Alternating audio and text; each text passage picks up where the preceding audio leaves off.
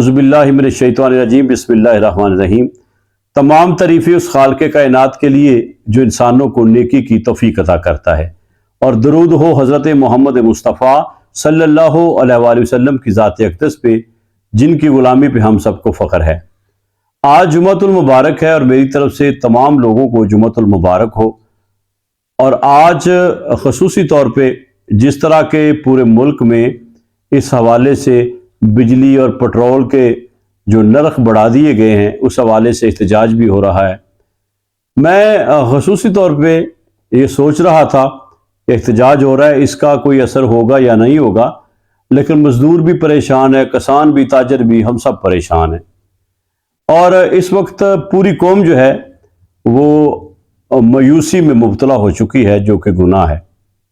تو اس حوالے سے میں گزارش کروں گا، بلا شبہ کہ اس وقت حالات کافی مشکل ہیں، لیکن اللہ تعالیٰ بڑا کریم ہے، وہ رحیم ہے، وہ حافظ ہے، حفیظ ہے، رقیب ہے، سلام ہے، حنان ہے، منان ہے، وہ مالک الملک ہے، ان اللہ علی کل شیء قدیر ہے۔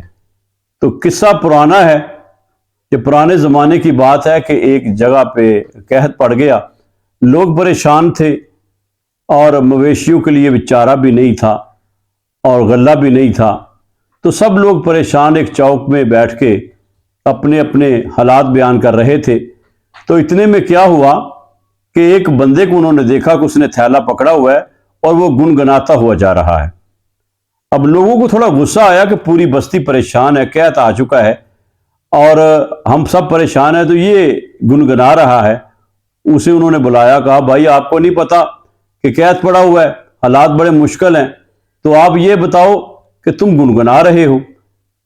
تو اس نے کہا بات یہ ہے کہ قحط پڑا ہوگا آپ کے لیے، میں جس کا نوکر ہوں نا، اس سیٹ کے پاس اناج بھی بہت ہے، پیسے بھی بہت ہیں، مجھے فکر کرنے کی یا مایوس ہونے کی ضرورت کیا ہے، کیونکہ میرا جو مالک ہے اس کے گھر میں اللہ تعالیٰ نے سب کچھ عطا کیا ہے۔ اب یہ اس نے جب گفتگو کی تو وہاں پہ ایک درویش بیٹھا تھا، اس نے کہا لوگوں بات سنو، یہ اپنے اس سیٹھ کے غلے پہ اتنا مان کرتا ہے اور مایوس نہیں، ہمارا رب تو پوری کائنات کا خالق و مالک ہے، وہ رازق ہے، تو ہمیں بھی مایوس نہیں ہونا چاہیے۔ اور انشاءاللہ یہی اس وقت حالات چل رہے ہیں۔ میں اپنے تمام مزدوروں سے، کسانوں سے گزارش کروں گا، عوام سے گزارش کروں گا کہ وہ ان اللہ علی کل شیء قدیر ہے، آپ اس کی رحمت سے مایوس نہیں ہونا۔